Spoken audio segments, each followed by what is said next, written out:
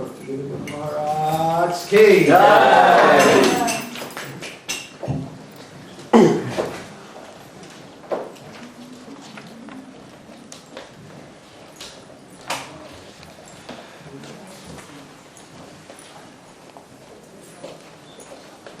So any questions?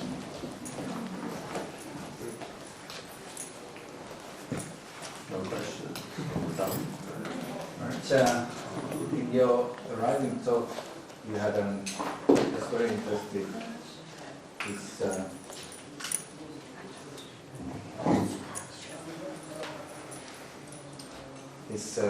You mentioned about that living entities, they are acting anyhow, but then when they come to the crucial point of, that has to be done for like non-selfish purpose like that. So that is the challenge we are many times facing while developing the society. So what are the I would say, the essential, the most needed needs to be filled for when we are trying to facilitate the newcomers to come to the society in order to get them should I say, properly situated and the society to be developed. So what are the most essential needs and to be facilitated in that sense? Means everything in the devotional process happens by association. So association, somehow or another, that opportunity, what are the maximum ways or volume that one can get association. And that same thing is the process itself. So even those who are properly situated can find that way. So if there's plenty of opportunity for association, then that would help a lot. And then, so in that association, what one is gaining is instruction. It's instruction either by hearing or by seeing. So then, the main reason someone follows it shouldn't be because just a sentiment. It should be knowledge, right? But it'll be that proper balance. In other words, that inspiration that they have, that will be the drive, but the knowledge will be what will guide it in the right way. Right? Because if someone just has knowledge, they don't necessarily act. And if somebody, has some inspiration, they may act, but they don't necessarily know what they're doing. So in either one, there's not going to be the best results. So you need a combination. So by that association, they get good experiences, but in that association, they're getting good instruction. So that combination, that will make them situated. But that same works for anybody. So it's not just new. It should be there for everybody. So if it's there for everybody, then anybody who's coming new to the process, they can attend those kind of programs. In other words, if mature discussions in Krishna consciousness are going on, then anyone can attend them and get benefited. Does that make sense? Yeah. And then if you have something special for them, nice. But even if you don't, it won't matter. But if you make something special for those who are new, but there's nothing there for those who are not new, then the process won't go very smoothly. Because they may get inspired, and then there's nothing to keep that on. So there always has to be that element of knowledge and association. That always has to be. Knowledge. In association, we need the devotional practices. So they're gaining knowledge, and they're getting practicing devotional service in the association.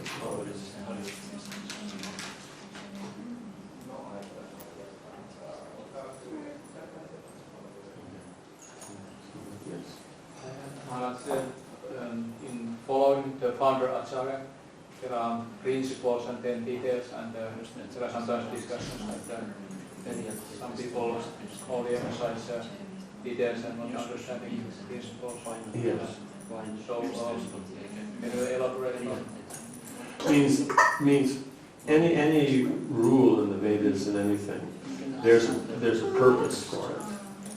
right? There's some particular principle of devotional service that's trying to be established.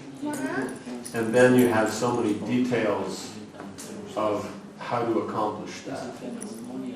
You know what I'm saying? Just like, let's say, the idea is to prepare something for the devotees to eat.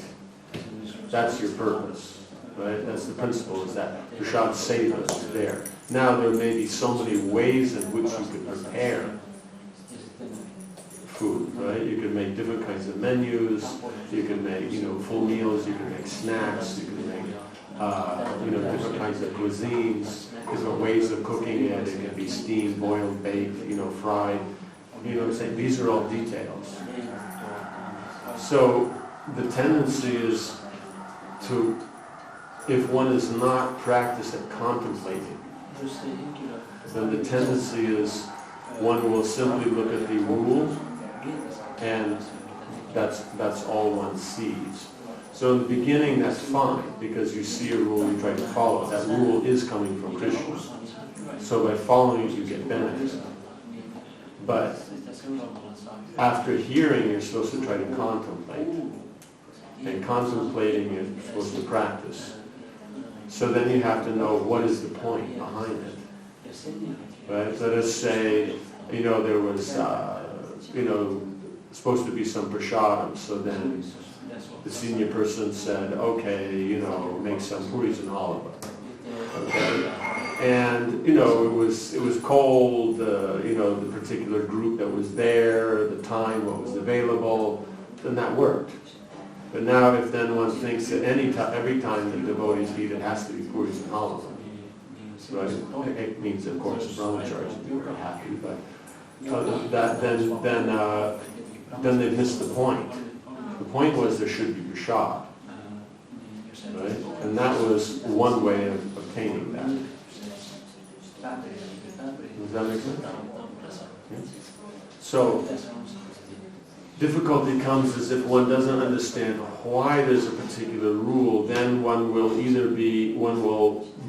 fanatically follow it or blindly follow it, and it may not be the particular detail that applies in that situation. At the same time, is if you're not looking for the principle, then you have the other thing is that you think, well, this doesn't apply now, so we throw the whole thing out. Puri and sabji is too heavy and all this, and so, we won't have food. You know what I'm saying? So either of these is a problem. This is what Rupa Goswami defines as niyamandra. So this is in the second verse of the Gita. He immediately addresses this, is that someone who doesn't understand the rules and regulations may follow them without properly understanding, or may reject them because of not understanding. So in both cases, lack of education, lack of knowledge, as Prabhupada says, a poor fund of knowledge, is the cause of both of these. So you'll have those that will say, Prabhupada said this, so we just have to do it like this, and then you'll have others that say, well, that was for that time and place, now it's different. They're both a problem. Of course, of the two, then rejecting the rules and therefore following something else is more dangerous. Because at least the one, you're following authority. Right? In other words, Prabhupada said this, you do it. It may apply, may not apply so well to the particular situation, that detail. But at least you're accepting authority. Right? And so, in that way it's good. But at the same time, they're going to make themselves and everyone else uncomfortable. So ultimately, it's not necessarily beneficial. But at least there's that kind of faith. But it's not as much based on knowledge as sentiment. So there may be some issues there, why they like to follow that rule, why they're so fanatic about that. But at the same time as those who don't follow, though they'll say it's because they're very intelligent, very broad-minded, generally also they have issues. Right? Because why would somebody come from the spiritual world where one has full understanding and gives something that was not practical. Why would you come as the Acharya for a movement to last 10,000 years and that what you give won't be practical? You know, after 40 years. So you would have to have serious authority issues to think that Prabhupada's instructions don't apply now. They're going to apply for 10,000 years. In 2010, there's nothing special about 2010. You know? And why do we use the date 2010? What is it connected to? Why 2010? It's connected with the date of the appearance of another great Acharya. You know what I'm saying? So that's the only important thing about it. Otherwise, 2010 is just another day in the microscopic universe in this cosmos. You know what I'm saying? Lord Brahma, with 4 heads, is sitting in the assembly waiting for Krishna, you know, in Dwarka. And he's been waiting a long time. He's getting a bit impatient. So he's telling the people, the messengers, you know, tell Krishna that Brahma is here. The messengers go in, come out, and they say, which one? There's unlimited Brahmas. So here we have unlimited Brahmas, and Brahma, therefore Brahma's nothing special. And he's you say the great-grandsire of the universe, let alone somebody walking down the street in 2010. And what they feel and think, if it's not in line with what Krishna gives as instruction, who cares? Dogs think so many things, cats, birds, they all have their opinions and philosophy. Who cares? So for someone to be so arrogant as to think that Srila Prabhupada would give an instruction that doesn't apply, they have to have some serious materialistic motives to think like that. And they have to be very, very proud of their own intelligence, to think their intelligence and their power of perception is greater than Prabhupada's. And if you say, but he's spiritual, he doesn't know the material, it's like saying, oh, he knows a real person, but he won't understand the reflection of the real person in the mirror. You know what I'm saying? The material world is simply a reflection of the spiritual world. So, if you understand the real tree, and then to say he understands the real tree, but he doesn't understand the tree reflected in the water, that's insulting. Technically speaking, according to Bhaktivinoda, that's atheism. It's a demoniac mentality. Technically, according to philosophy, it's called deism. Deism means you respect the person, but you distance them so much from the material situation. Because you feel that anything spiritual can't have any connection with anything material. But the point is it's not contaminated by it. The tree is not contaminated by the reflection. But the tree has everything to do with the reflection. And the reflection's only substance is its connection to the tree. So it means one doesn't have any actual understanding of philosophy or culture. It's actually personalism. You know what I'm saying? While the other, it's sentiment. You know, they follow the rules and regulations fanatically. It's sentiment, but at least it's pious. Though, same time, useless. But the other one is impious. It's sinful. But the thing is they're generally more proud. Actually, they're both pretty proud. Those who are so pro-Vedic and those who are, they both have missed the point. But there's no scope for Prabhupada's wrong. You can discuss what he's done, but to discuss to understand, not to say, well, maybe it doesn't apply. That's for sinful people, sinful mentalities. It may be popular, but it doesn't make it any less worse. You know what I'm saying? Vox populi the principle is whatever the masses think that's truth, but it's still wrong. A million fools can say a lie is the truth, it's still a lie. It doesn't matter. It doesn't matter how many fools get together and say that Prabhupada didn't know what he was talking about. They're still wrong. So a real disciple, he tries to find out what it is the spiritual master meant and try to obtain that. Jiva Goswami was a real disciple. Rupa Goswami spoke about Radha Krishna. But no, before that, it hadn't been established, by Shastric authority about Radha and Krishna. So many people complain that Rupa Goswami is just making this up. Lakshmi Narayan is the highest form of Purusha and Prakriti. Right? Not Radha and Krishna. And so Jiva Goswami then went about studying the scriptures until he found those evidences that proved that Rupa Goswami was correct. And he wrote that into a book. That's a disciple. Someone who says, oh, Prabhupada doesn't know and this and that, technically they're not a very well situated disciple. They're not well situated in devotional service. Even materially they're not. Who cares for someone who can't accept authority?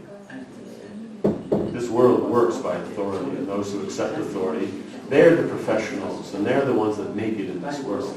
Those who don't accept authority don't get anywhere. You can't even join a gang on the street if you don't accept authority. You know what I'm saying? Let alone any kind of proper organization. You know what I'm saying? So the point is what Prabhupada says is eternal truth. But you have to use your intelligence to understand what he means. It's not mystical or illusory. No, it's very direct. It's very, very scientific.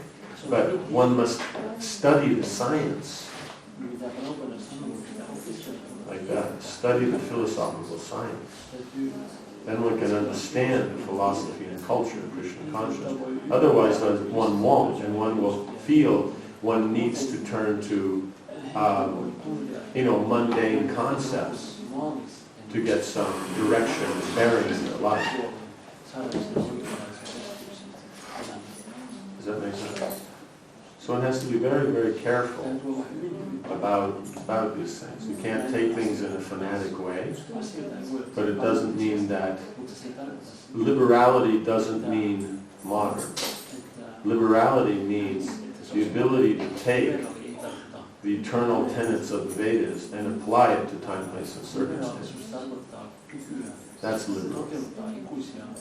To reject the Vedas to apply to time, place, and circumstance, that's not liberal. That's just political. It's just as narrow-minded as the conservatives. It's in a different place. You know what I'm saying? That's all. Instead of being this side, it's that side. Broad-minded means it accommodates both, because it has standards that are applied to time, place, and circumstance. So that covers anything the conservative has and anything that the liberal has. So the conservative is narrow, because it only deals with that side. And the liberal is narrow because it only deals with this side. But broad-minded means you can deal with both, because you understand the standards, you understand how to apply it. So you have to be very, very careful of people who profess that Prabhupada doesn't know what he's talking about. Technically, they shouldn't be in any kind of senior leadership positions. They shouldn't be, because that creates duality. That's what Prabhupada was talking about in 1970. Is that if people think his instructions, don't apply, then they'll create this dualistic concept. And dualistic here, we mean mundane. Hot, cold, good, bad. And Prabhupada was so disturbed, he basically speaking packed up and left the movement. Because devotees were just making one or two comments in this direction. let alone having a full discussion. And those who had a full discussion, Prabhupada asked to leave the movement. So this is what it means. So I'm going to say, well, this is not, what about discuss? We can discuss, but you discuss on trying to understand what it is, not discuss to prove that it's wrong. Discussion is fine. We can discuss any point. We're happy. That's what discussing the philosophy of Krishna consciousness. Any point can be discussed. How does it apply? That's there. Sages are always discussing these points. But there's never a time when they doubt the authority of the Vedas. Right? You have the different Mimamsakas come together and they have completely different schools of thought. But the one thing in common is they never doubt the Veda. Right? That's why you can discuss with them and actually prove your point and defeat them. Because they accept the authority of the Veda.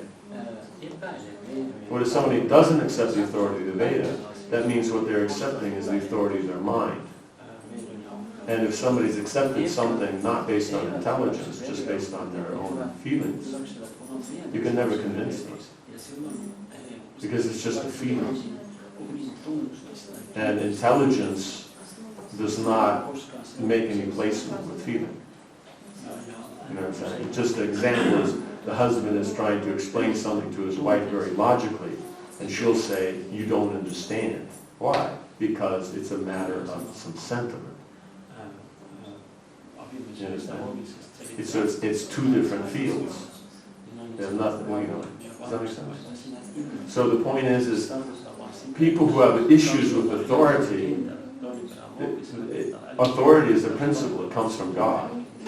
So not only are they going to have issues with their mother and father, their teachers, leaders of the society, prominent persons, people in authority in government, people in authority in religion, but they're also going to have problems with God.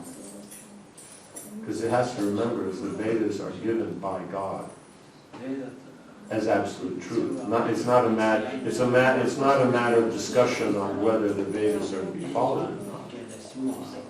You can discuss that, but the point is that one should understand this is directions given by God. Anything else is going to be an individual's mental speculation. You know what I'm saying? So even the discussion about that, we're not dogmatic. We can discuss why you should follow the Vedas. That's not a problem. But the point is it is given by God. Right? The Vedas apurusheya means it's eternal. Eternal means right now also. This thing is that it's spiritual, it doesn't apply now. That's a Mayavadi philosophy. If we're dealing with eternal philosophy, it means it worked yesterday, it works today, it'll work tomorrow. Eternally. That's eternal. That's eternal. So this is the problem, is that if they take it, it's spiritual, so it doesn't apply to the material, means you think material stands on its own. It's separate from God. So then that means you either have to be a gross materialist that you think dead matter has created whatever is here. It creates life and consciousness. Or you have to think that this world is illusion, so therefore spiritual has nothing to do with it. So whatever is here doesn't have any meaning. And so you can't apply any of these things to here. Does that make sense? So it's very dangerous. So you're either taking up gross materialism or Buddhism. Right? Or if you get scared of these, then you take up, other, religious things where you accept that there's God, but He actually is in control of the world. So He's not in control, He's in control. The person with the stupid philosophy, that's the person who thinks Prabhupada doesn't know what he's talking about. They think they're in control. So then if Prabhupada is the point of issue, why won't they be? Prabhupada doesn't know what he's talking about. Why would a conditioned soul know what they're talking about? What is their material qualification? You know what I'm saying? Are they big? Are they respected? People follow? No? Then why we should listen at all? You know what I'm saying? You know what I'm saying? Like that, you know, Obama, he's the president of America, or Warren Buffett, you know, he's the third richest person in the world, you know, he does a, you know, then if you're going to listen to mundane opinions, listen to theirs. Why would you listen to some, you know, hippie off the street? You know what I'm saying? Why would we listen to them?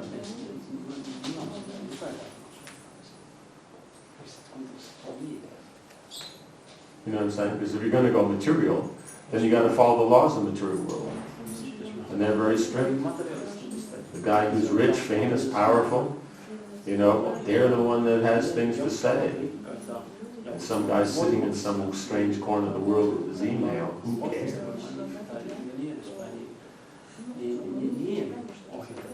that make sense? So one has to be careful. It's a popular discussion.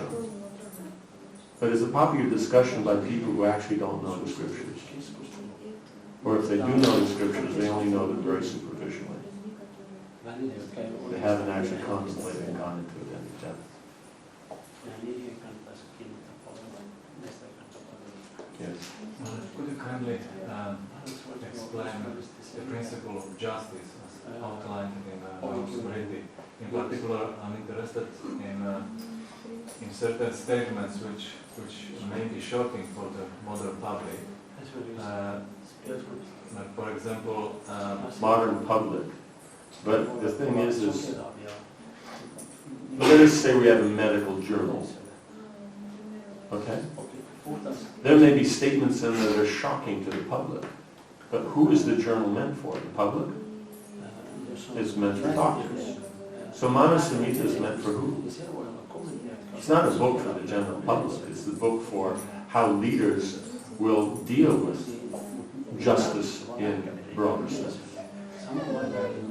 So it's the presentation is for leaders. So of course it will be shocking to them.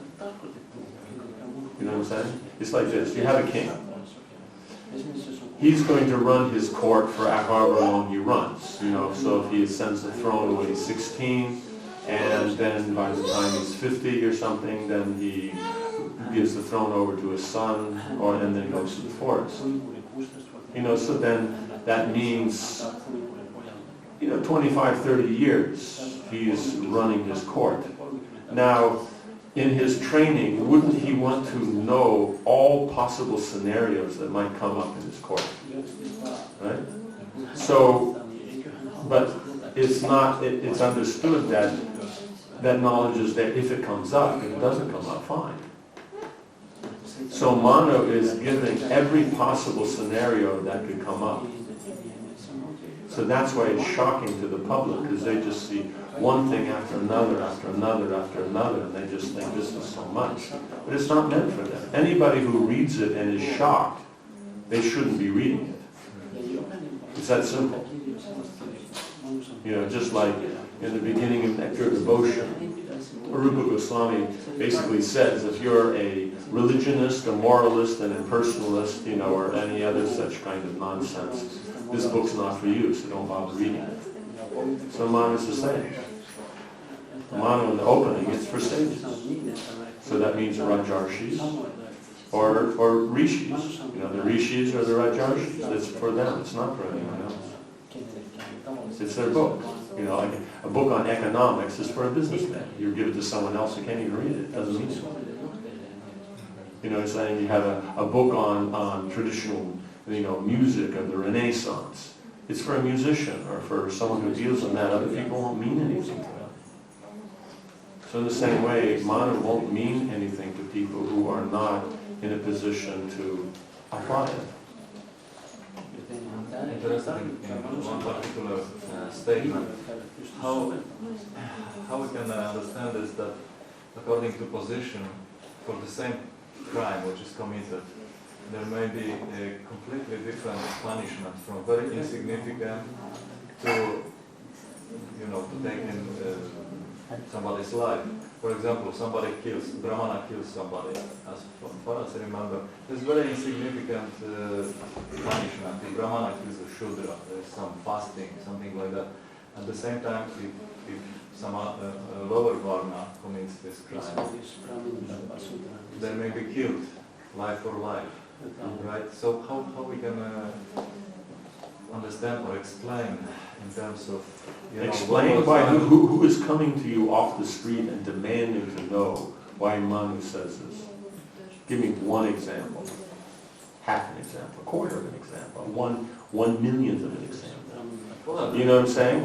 But devotees later sometimes. Devotees do, because devotees who aren't supposed to be reading it read it. Because the point is, do they know what a Brahman is? Do they know what all these levels are? That's one. Two is the person who's worried about it someone who's going to be running society? Right? The third thing is then, what is the position of devotees? So for us, we would be interpreting everything basically from the principle of the Brahminical platform. So right there, then all punishments and this and that completely change. Manu says a lot about how Brahmins purify themselves. So therefore, all those other things that you're worried about don't apply at all anyway. So why is it a problem? You understand? Because you have to understand is that that's not meant specifically in this environment. It's meant in the cross-section of the whole of society.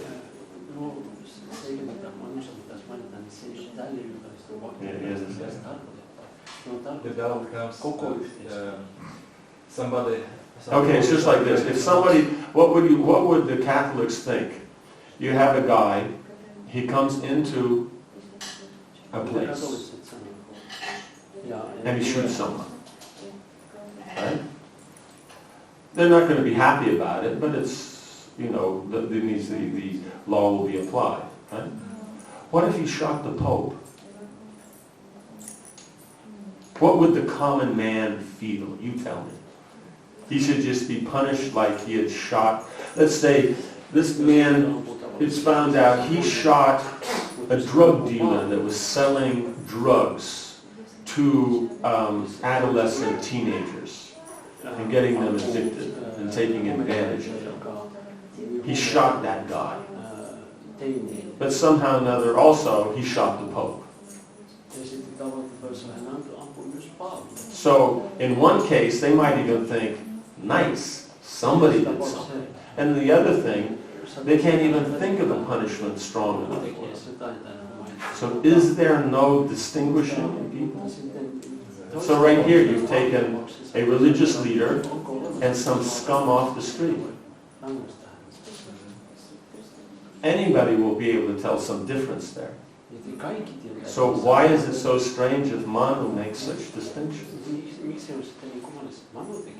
Because that's reality. That's how people think.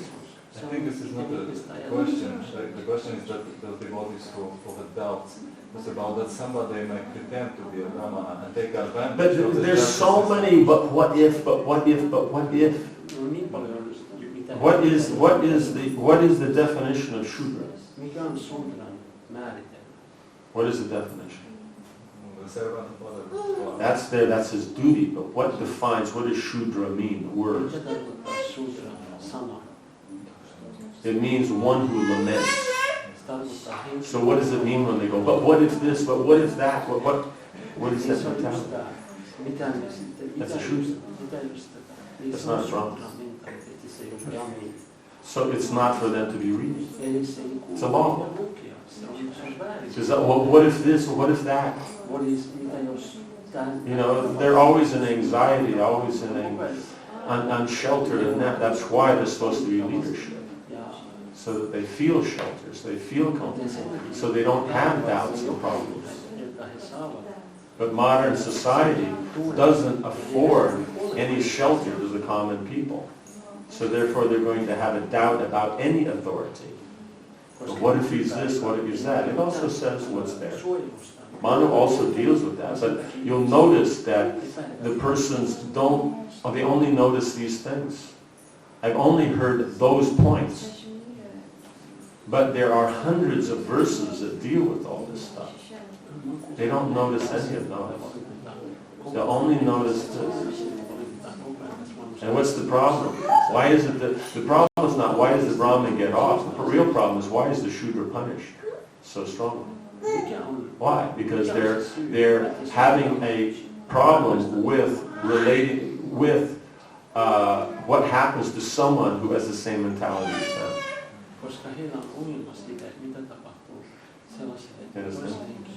Because they don't have a respect for authority. Because what maybe their parents didn't act properly, they have been dealt with by the government, their bosses, anybody of authority didn't take care of them. So naturally they have doubt. And here we're talking about when things are ideal, how do you run things? Does that make sense? Because the thing is to understand this, if you actually look, is once you've dealt with retribution in the 11th chapter, in the 12th chapter, how does it open? The first verse says, now you've explained to us all the things when someone does something wrong, what do you do? Now can you explain to us what's the ultimate atonement? In other words, how to get out of the third world and go back to Godhead. Because that's how the book opens. The book opens is that the sages approach Brahma and say, you know Varnashram connected with the Supreme Lord. So what does that mean? That means the sages aren't asking about Varnashram in its just in its regular state. That they know. They want to know about Daiva Varnashram. So Manu is meant to establish Daiva Varnashram. And so there are many chapters. The first chapter, then the 6th chapter, 12th chapter, 3 out of 12 specifically deal with philosophy. And then all throughout it's all mentioning how one who knows the Veda is actually properly situated. So what should be the point? The point is not remain a Shudra, the point is get it together and as a devotee become properly situated in Krishna consciousness. That should be the motive. But instead they get into all these things to put themselves in anxiety because of acting like a Shudra. Oh, but what if this, or what if that, what if Pluto suddenly goes out of range and comes in and smashes into Helsinki and destroys it? What if? It's a possibility. So should we discuss that? Should we start all kinds of conferences and that, and make web pages and start TV shows about what if Pluto came and destroyed Helsinki? It leaves Tampere alone, but it just destroys Helsinki.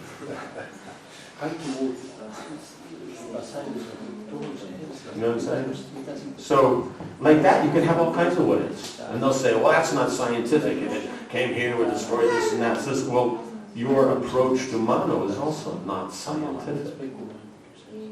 It's a science, but you're approaching it as a sentiment. What if this? What if that? What if this? There are rules there. What if that? There are rules. Mano deals with it. But the basis is one who has proper Vedic knowledge. That's what you're looking for. That's what you're striving for. That's the basis of Manu. It opens with God, and the first thing it says is that everything must be based on scriptures. And if it's not, you don't even basically interact with such people. You know what I'm saying? I'm not talking about people who don't know about the Vedas. I'm talking about people who do know and reject it. That's what we were talking before about him. Because the point is that the authority of Guru, Sadhu, and Shastra That's the basis of human life. And so that's what Manu is establishing. So these other things are simply people who are too materially distracted. Then they may do something wrong that's not according to Guru Sadhana Shastra. How to deal with that. That's the whole point. It's in the section of if people can't perform the proper duties, what happens? So it's based on the 10th chapter. Right? The 10th chapter is then defining that, okay, now we've described all the other things. So it means the first means the philosophies in the first chapter. And then the 2nd through the 6th, that's dealing with ashram dharma. Right? And then the 7th through the 9th, that's dealing with varna dharma. Right? Then the 10th is, what if somebody can't perform their varna dharma because the situation doesn't allow what he should do? So in there they discuss reasons for even that situation coming up. Varna Shankar and all these other things. And then it explains, how one can do and how like that. Then the 11th chapter is based on that if one doesn't follow one's duty. It means, in other words, 10th is you can't follow your duty, what are alternatives? 11th is if you don't follow your duty, then what are the reactions? Right? But then it ends up back again with the philosophy. Because by understanding the philosophy, you cross beyond all this. So if you understand, it's dealing very much with the philosophy. But you have to be able to see it. But these people just go in and look at those parts. Why aren't they discussing the first chapter, the 12th chapter, or the 6th chapter? No, they only look at the 11th chapter. Or some of the things doing with the king, how he deals with this or that. The 18 topics of the law. But are they someone who knows law? Are they lawyers? Lawyers wouldn't have any problem. I've gone through that with lawyers, and they said, this is the most concise and clear, legalistic treatise they've ever seen. You go to a lawyer here, he has a whole wall of books, ceiling to floor. I've seen some it's more than a wall, it's many walls. And they have to know those to be able to deal with the law. With the Vedic, you only need to know Manu. One book. But because you're supposed to understand its purposes, then you can understand how to apply it. Detail is there only to understand the principle. That's why only Rajarshis and Rishis deal with it. Not common man, not anybody else. In fact, it says a common man can never interpret the law. It's forbidden. Because it'll just be according to his own issues, his own sentiments, his own feelings. It won't be based on Guru Sadhana Shastra. Otherwise, why are you going to say, what if? So what? What if there is there? Manu deals with, someone poses as wrong. He does deal with that. So if they're saying what if and Manu there, it means they didn't read the book. You know what I'm saying? So basically for them all it is like watching a horror movie. It makes you feel scared and they get some taste out of that, that's all. So, what's the use of that? The material world's already bad. You don't have to have a movie to scare you. It's already bad. You're supposed to have a movie to inspire you. To move forward, to do something, to make something of yourself. That's what you need. To scare yourself, all you have to do is walk out on the street at night, and that's, you don't need a horror movie for that. You know what I'm saying? So this is the problem. People just want something to, scare them, a conspiracy, of this or that, so they can feel insecure. And somehow or another they like that taste. You know what I'm saying? So anxiety is one kind of taste. But the Vedas acknowledge that and try to protect people in that position, but they're not the ones to lead society. People who understand the absolute truth, have confidence in the process, are committed to the process, know how to elevate themselves and others, they're supposed to lead society, not people who are scaredy cats. Does that make sense?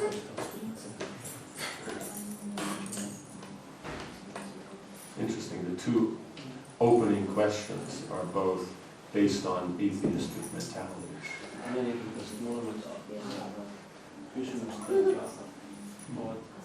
Not the first one, second and third. We're sorry that you've been exposed to these kind of unfortunate situations.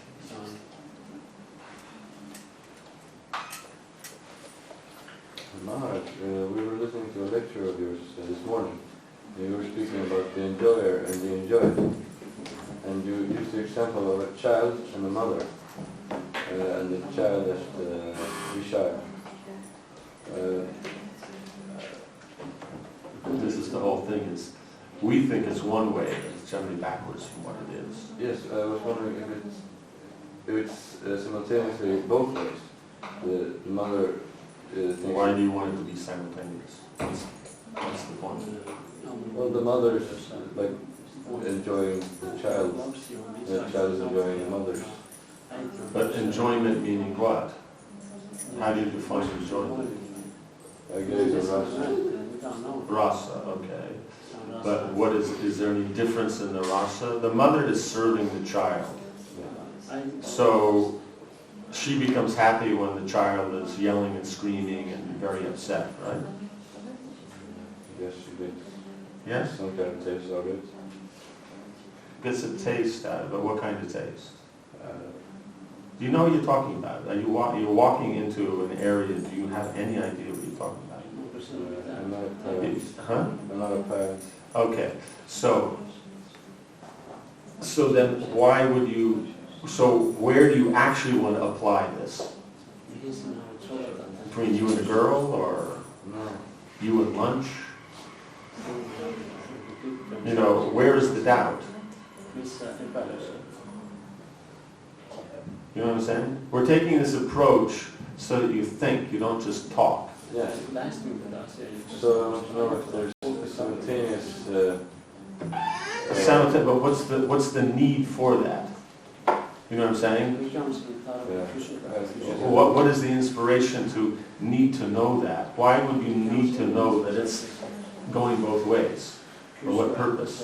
What doubt do you have? What situation are you in that you would be worried that it wouldn't go both ways? Are you worried that if you become a parent, you won't, your child will be enjoying more than you or something? So then the point is when the parent sees the child happy, they're happy. But the child, by being served, is happy. There's a difference there, isn't there?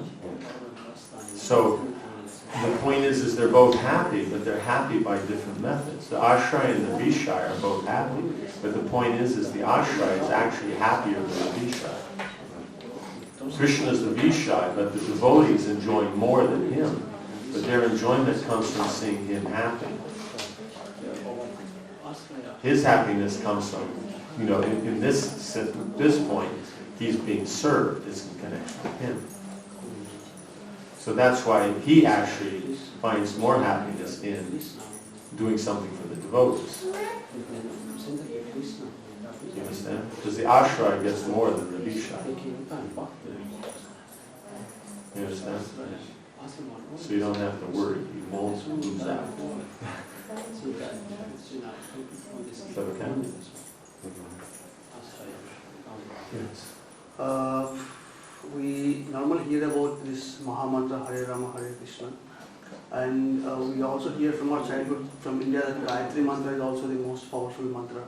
So actually, how do we really correlate both of these? Both of these.